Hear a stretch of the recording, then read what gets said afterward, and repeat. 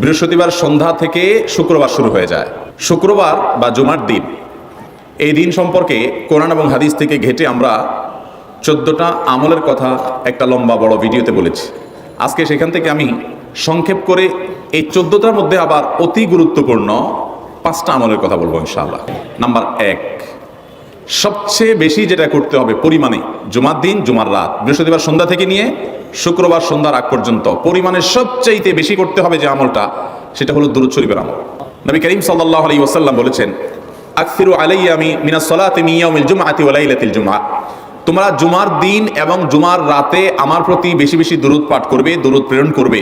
ফাইন্না সালাতাকুম মারুদাতুন আলাই, কারণ তোমরা যে দুরূদ পাঠ করো এটা আমার কাছে পেশ করেন আল্লাহর ফেরেশতারা, এবং রীতিমতো নামধাম সহকারে আল্লাহর একদল ফেরেশতা নিয়োজিত আছে। তারা বলেন, আল্লাহ, হে আল্লাহ রাসূল, আপনার অমুক উম্মত, অমুক অনুসারী, আল্লাহর অমুক বান্দা পৃথিবীর অমুক প্রান্ত থেকে, অমুক দেশ থেকে, অমুকের সন্তান, সে আপনার প্রতি দুরূদ পেশ করেছে জুমার দিনে, জুমার রাতে বা অন্য সময়ে। এটা নবী করিম সাল্লাল্লাহু আলাইহি ওয়াসাল্লামের কাছে রিপোর্ট দেওয়া হয় আল্লাহর নিযুক্ত ফেরেশতাদের মাধ্যমে। এই জন্য শুক্রবার এবং শুক্রবার দিন এবং রাত, অর্থাৎ বৃহস্পতিবার সন্ধ্যা থেকে নিয়ে শুক্রবার সন্ধ্যা পর্যন্ত এই 24 ঘন্টার মধ্যে নবী করিম সাল্লাল্লাহু আলাইহি ওয়াসাল্লামের ভাষ্য খেয়াল করেন, আকসিরু আলাই।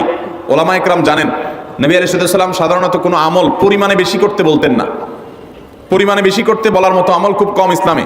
গোটা কোরআন যদি খোলেন আপনি, পরিমাণে অধিক করতে বলা হয়েছে এরকম আমল খুব বেশি পাবেন না।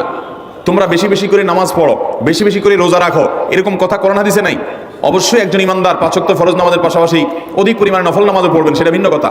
কিন্তু কোরআনে বেশি পরিমাণে আল্লাহর জিকির করার কথা বলা হয়েছে। আর নবী করিম সাল্লাল্লাহু আলাইহি ওয়াসাল্লাম বৃহস্পতিবার সন্ধ্যা শুরু হলে শুক্রবার সন্ধ্যার আগ পর্যন্ত বেশি পরিমাণে করতে বলেছেন যে কাজটা, সেটা হলো দুরূদ শরীফের আমল।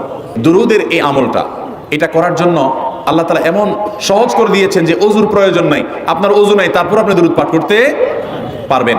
এবং আপনি এই বড় দুরূদ পড়ার মতো সময় নেই, তো আপনি একবারে সবচেয়ে সংক্ষিপ্ত দুরূদ পড়েন সাল্লাল্লাহু আলাইহি ওয়াসাল্লাম, তাতেও দুরূদ পাঠের সওয়াব পাবেন। আমলটা করবো তো ইনশাআল্লাহ। নাম্বার 1।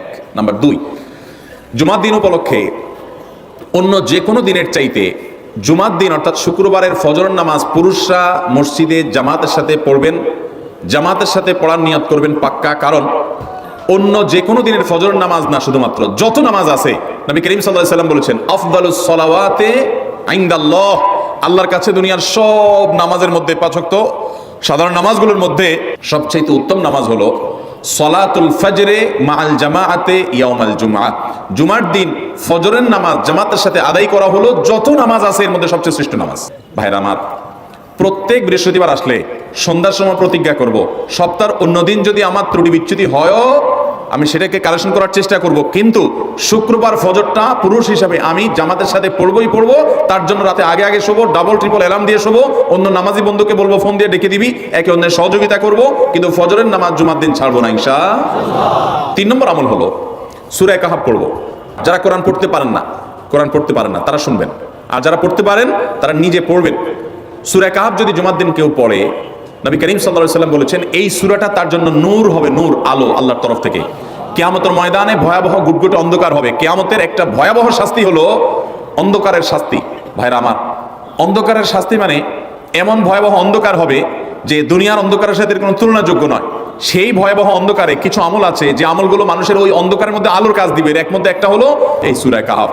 অন্য অনেক উলামা ইকরাম বলেছেন এর ব্যাখ্যা হলো সূরা কাহাফ যদি কেউ এক বৃহস্পতিবারে পড়ে, পরের বৃহস্পতিবার পর্যন্ত, এক শুক্রবার যদি পড়ে, পরের শুক্রবার আগ পর্যন্ত পুরো সপ্তাহব্যাপী তার ভিতরে নূর, ঈমানের নূর, তাকওয়ার নূর, ইলমের নূর, আমলের নূর, ভালো মানুষ হওয়ার নূর তার ভিতরে আল্লাহ তাআলা সৃষ্টি করে দিবেন। তো নবী সাল্লাল্লাহু আলাইহি ওয়াসাল্লাম বলেছেন সূরা কাহাফের প্রথম 10 আয়াত যদি কেউ মুখস্থ করে, তো এই ব্যক্তিকে আল্লাহ রাব্বুল আলামিন এবং যদি তেলাওয়াত করে, এই ব্যক্তিকে আমলের মাধ্যমে দাজ্জালের ফিতনা থেকে আল্লাহ বাঁচিয়ে রাখবেন। অতএব জুমার দিন প্রত্যেক শুক্রবারে সূরা কাহাফ পড়বো তো ইনশাআল্লাহ। 4 নম্বর আমল হলো দুনিয়াতে যত ফজিলতপূর্ণ আমল আছে এর মধ্যে সবচেয়ে বেশি ফজিলতপূর্ণ আমল এটা। খুব সহজ আমলটা, খুব সহজ, প্রত্যেক শুক্রবার আমরা এটা করতে পারি। জুমার দিন আগে ঘুম থেকে উঠে উত্তম রূপে গোসল করে মসজিদে আগে আগে গিয়ে পায়ে হেঁটে গিয়ে সামনে ইমাম সাহেবের কাছাকাছি গিয়ে বসা, অনর্থক কথা কাজ না করা, তেলাওয়াত জিকির আজকার মশগুল থেকে নামাজটা পড়ে বের হয়ে আসা, এই কাজ। এই কয়েকটা কাজ যদি করে তাহলে কাজ কয়টা হলো? আগে আগে ঘুম থেকে উঠা, ওই যে ফজর নামাজ জামাতের সাথে পড়া ইত্যাদি, গোসল করা উত্তম রূপে, আর পায়ে হেঁটে মসজিদে যাওয়া, বাহনে না চড়া, 4 নম্বর হলো ইমামের কাছাকাছি গিয়ে বসা, কোনো অনর্থক কাজ না করা।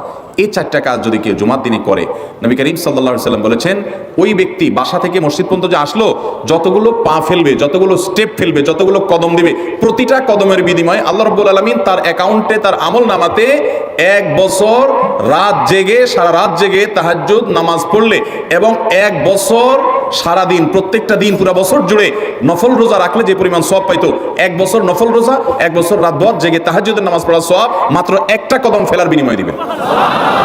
চেষ্টা করবো না ইনশাআল্লাহ? 5 নম্বর এবং সর্বশেষ আমল হলো জুমার দিনে একটা সময় আছে দোয়া কবুল হয়। দোয়া কবুলের যে সময়গুলো আছে এর ভিতরে অত্যন্ত ইম্পর্টেন্ট একটা সময় হলো জুমার দিন।